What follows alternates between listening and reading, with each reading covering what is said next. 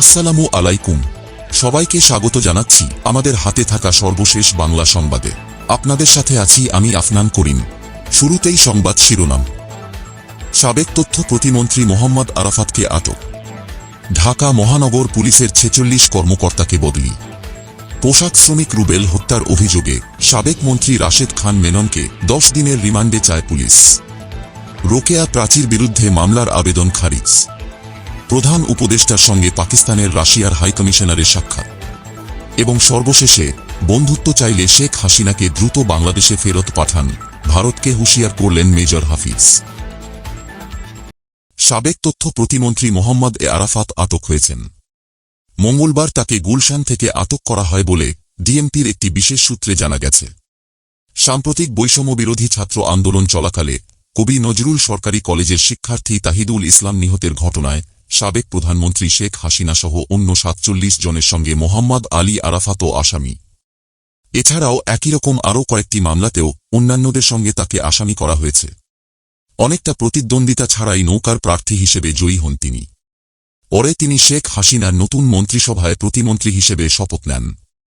আরাফাত দীর্ঘদিন ধরে আওয়ামী লীগের একজন থিঙ্ক ট্যাঙ্ক হিসেবে কাজ করছেন।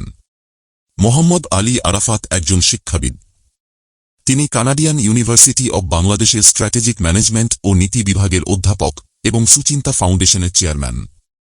তিনি বাংলাদেশের অর্থনৈতিক উন্নয়ন ও চ্যালেঞ্জ, ট্রানজিট এবং কানেক্টিভিটি, বিদ্যুৎ খাতের জন্য উপযুক্ত নীতি, যুদ্ধাপরাধের বিচার, বাংলাদেশে রাজনৈতিক উন্নয়ন এবং গণতন্ত্র ইত্যাদির মতো বিভিন্ন বিষয় জাতীয় ও আন্তর্জাতিক মিডিয়াতে অনেক নিবন্ধ লিখেছেন। গত কয়েক বছর ধরে রাজনীতিতে সক্রিয় হয়েছিলেন মোহাম্মদ আলী আরাফাত। শেখ হাসিনার নতুন মন্ত্রিসভায় তথ্য প্রতিমন্ত্রীর দায়িত্ব পাওয়ার পর থেকে রাষ্ট্রের বিভিন্ন বিষয়ে ব্রিফও করেছিলেন তিনি। এদিকে ঢাকা মহানগর পুলিশের ডিএমপি ৪৬ কর্মকর্তাকে বদলি করা হয়েছে। তাদের মধ্যে অতিরিক্ত পুলিশ কমিশনার ও সহকারী পুলিশ কমিশনার পদমর্যাদার কর্মকর্তা রয়েছেন। এসব কর্মকর্তাদের ডিএমপি থেকে পুলিশের বিভিন্ন ইউনিটে বদলি করা হয়েছে। মঙ্গলবার পুলিশ মহাপরিদর্শক ময়নুল ইসলাম স্বাক্ষরিত এক প্রজ্ঞাপনে এ বদলির আদেশ দেওয়া হয়েছে। একই প্রজ্ঞাপনে অতিরিক্ত পুলিশ সুপার ও সহকারী পুলিশ সুপার পদমর্যাদার আরও ৬ কর্মকর্তাসহ মোট ৫২ জনকে বদলি করা হয়েছে। তাদের মধ্যে ৩৮ জন অতিরিক্ত পুলিশ সুপার ও ১৪ জন সহকারী পুলিশ সুপার পদমর্যাদার কর্মকর্তা রয়েছেন। এসব কর্মকর্তাদের র্যাব, এপিবিএন, নৌ পুলিশ, ট্যুরিস্ট পুলিশ ও ইনসার্ভিস ট্রেনিং সেন্টারে বদলি করা হয়েছে। এছাড়াও বৈষম্য বিরোধী আন্দোলনের সময় পোশাক শ্রমিক রুবেল হত্যার অভিযোগে রাজধানীর আদাবর থানার মামলায় বাংলাদেশ ওয়ার্কার্স পার্টির সভাপতি ও সাবেক মন্ত্রী রাশেদ খান মেননকে গ্রেপ্তার দেখানোসহ ১০ দিনের রিমান্ডে নিতে আবেদন করেছে পুলিশ। এর আগে রাজধানীর নিউমার্কেট থানা এলাকায় ব্যবসায়ী আব্দুল ওয়াদুদকে গুলি করে হত্যার অভিযোগে করা মামলায় তার ৫ দিনের রিমান্ড মঞ্জুর করেন আদালত। মামলায় আসামির তালিকায় দল হিসেবে বাংলাদেশ আওয়ামী লীগ, বাংলাদেশ ছাত্রলীগ, বাংলাদেশ যুবলীগ, বাংলাদেশ স্বেচ্ছাসেবক লীগ, বাংলাদেশ শ্রমিক লীগ, বাংলাদেশ তাঁতি লীগ, বাংলাদেশ কৃষক লীগ, বাংলাদেশ মৎস্যজীবী লীগের নামও রয়েছে। অন্যদিকে অভিনেত্রী ও প্রযোজক রোকেয়া প্রাচীর বিরুদ্ধে সাইবার নিরাপত্তা আইনে মামলার আবেদন খারিজ করে দিয়েছেন আদালত। তার বিরুদ্ধে মিথ্যা তথ্য প্রচার করে সাম্প্রদায়িক দাঙ্গা উস্কে দেওয়ার অভিযোগ আনা হয়েছিল। এদিন আদালতে মামলাটির আবেদন করেন মোছাব্বির হাসান ওরফে সজীব নামে এক ব্যক্তি। আদালত বাদীর জবানবন্দি গ্রহণ করে আদেশ অপেক্ষমান রাখেন। পরে দুপুরে মামলা গ্রহণ করার উপাদান না থাকায় তা খারিজ করে দেন বিচারক। মামলার আবেদন থেকে জানা গেছে, ছাত্রজনতার গণঅভ্যুত্থানে অর্জিত সফলতা ভিন্ন খাতে প্রবাহিত করে সাম্প্রদায়িক সম্প্রীতি বিনষ্ট করে স্বাধীনতা ও সার্বভৌমত্ব হুমকির মুখে ফেলে অন্তর্বর্তী সরকারের সংস্কারকে বাধাগ্রস্ত করে ফ্যাসিস্ট দুর্নীতিবাজদের রক্ষা করে পুনর্বাসনের উদ্দেশ্যে রোকেয়া প্রাচী বাংলাদেশের কোনো মিডিয়ায় বক্তব্য বা সাক্ষাৎকার না দিয়ে গত ১৬ আগস্ট সন্ধ্যায় ভারতের মিডিয়ায় আক্রমণাত্মক, মানহানিকর, ধর্মীয় অনুভূতিতে আঘাত করে সাক্ষাৎকার ও বক্তব্য দেন। এই বক্তব্যের মাধ্যমে তিনি সাম্প্রদায়িক দাঙ্গা উস্কে দিতে চেয়েছিলেন। এদিকে অন্তর্বর্তীকালীন সরকারের প্রধান উপদেষ্টা অধ্যাপক মোহাম্মদ ইউনূসের সঙ্গে বাংলাদেশে নিযুক্ত পাকিস্তানের হাইকমিশনার সৈয়দ আহমদ মারুফ সৌজন্য সাক্ষাৎ করেছেন। মঙ্গলবার বিকেলে রাষ্ট্রীয় অতিথি ভবন যমুনায় গিয়ে তারা সৌজন্য সাক্ষাৎ করেছেন। অন্তর্বর্তীকালীন সরকারের প্রধান উপদেষ্টার প্রেস উইং বিষয়টি নিশ্চিত করেছেন।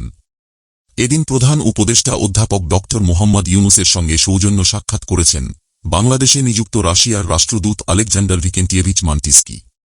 অন্যদিকে ভারত সরকারকে উদ্দেশ্য করে বিএনপির স্থায়ী কমিটির সদস্য অবসরপ্রাপ্ত মেজর হাফিজ উদ্দিন আহমেদ বীর বিক্রম বলেছেন, যদি বন্ধুত্ব চান তাহলে স্বৈরাচার খুনি শেখ হাসিনাকে দ্রুত বাংলাদেশে ফেরত পাঠান।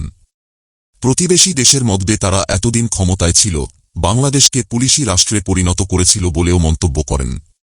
মেজর হাফিজ বলেন, স্বৈরাচার হাসিনা সরকার এত তাড়াতাড়ি বিদায় নেবে তা কেউ কল্পনা করতে পারেনি। বিএনপি গত ১৬ বছর ধরে রাজপথে আন্দোলন করেছে। বহু মানুষ গুম হয়েছে, অনেকের রক্তে রাজপথ লাল হয়েছে। আওয়ামী লীগ মানবাধিকারের সীমা লঙ্ঘন করেছিল বলেই আল্লাহর গজব তাদের ওপর নাজিল করেছে, ছাত্র জনতাকে নির্দেশ দিয়ে আন্দোলনে নামিয়েছে। শেখ হাসিনাসহ তাদের নেতাকর্মীরা কত বড় বড় কথা বলেছেন, আর এখন তাদের খুঁজে পাওয়া যায় না। ছাত্র জনতাকে হত্যা করে আওয়ামী লীগ পালিয়ে মন্তব্য করে তিনি বলেন, সেনানিবাসে ৫ জন বিচারপতিসহ ৬২২ জন কারা আশ্রয় নিয়েছেন। কারা কারা আশ্রয় নিয়েছেন তাদের নাম তালিকা প্রকাশ করুন। অন্যায় করেছে বলেই তারা পালিয়েছে, কারণ সেনানিবাসে কোনো দুর্বৃত্তরা জায়গা হতে পারে না। স্বৈরাচার সরকার উৎখাতে সেনাবাহিনীর সহায়তা ও ভূমিকার জন্য তাদের আবারও ধন্যবাদ জানাচ্ছি। অন্তর্বর্তী সরকারকে ছাত্র জনতার বিপ্লবী সরকার জানিয়ে মেজর হাফিজ বলেন, উপদেষ্টাদের অনেকের মধ্যে সেই বিপ্লবী মনোভাব দেখা যায় না। এদের কেউ কেউ শেখ হাসিনা সরকারকে অতীতে সমর্থন দিয়েছেন, কিন্তু এখন আর কোনো তিক্ততা দেখতে চাই না। অন্তর্বর্তী সরকারে তরুণ সমাজ ও আন্দোলন সংগঠিত করতে পেছনে যারা ভূমিকা রেখেছেন তাদের অন্তর্ভুক্ত করার দাবি জানান। নির্বাচনের জন্য অন্তর্বর্তী সরকারকে যৌক্তিক সময় দেয়া হবে জানিয়ে বিএনপির এই সিনিয়র নেতা বলেন, দেশে গণতন্ত্র ফেরাতে হলে অবশ্যই নির্বাচন দিতে হবে। এই সরকারকে সময় দিতে চাই, গণতন্ত্র প্রতিষ্ঠিত করতে হলে সময় লাগবে। দ্রুত নির্বাচনের একটি রোডম্যাপ ঘোষণা করুন এবং রাজনৈতিক দলগুলোর সাথে দ্রুত সংলাপে বসুন। গণতন্ত্র উত্তরণে তাদের কাছ থেকে উত্তরণ পরামর্শ নিন। দেশকে গণতন্ত্রের পথে নিয়ে যাওয়ার জন্য বিএনপি সহযোগিতা অব্যাহত রাখবে। জনগণের প্রতিনিধিদেরকে রাষ্ট্রের দায়িত্বভার গ্রহণ করার সুযোগ করে দিন। তিনি জানান, যেসব অস্ত্র সেনাবাহিনীর কাছে থাকার কথা সেসব অস্ত্র শেখ হাসিনা মানুষকে দমন করার জন্য পুলিশকে দিয়েছে। মিয়ানমারের বাহিনীরা সীমান্তে এসে মানুষ মেরে চলে যায়, কিন্তু আমাদের বিমান বাহিনীরা কোনো জবাব দেয় না। আগামী দিনে বিএনপি ক্ষমতায় গেলে ছাত্র জনগণকে প্রশিক্ষণ দিয়ে সিটিজেন আর্মি গড়ে তোলা হবে, যাতে কোনো দেশি আগ্রাসন বা বিপ্লব নস্যাৎ করতে না পারে। আমাদের আগ্রাসী কোনো পরিকল্পনা নাই। দেশের মানুষ বিএনপিকে দায়িত্ব দিলে সুষ্ঠুভাবে দেশ পরিচালনার চেষ্টা করবে।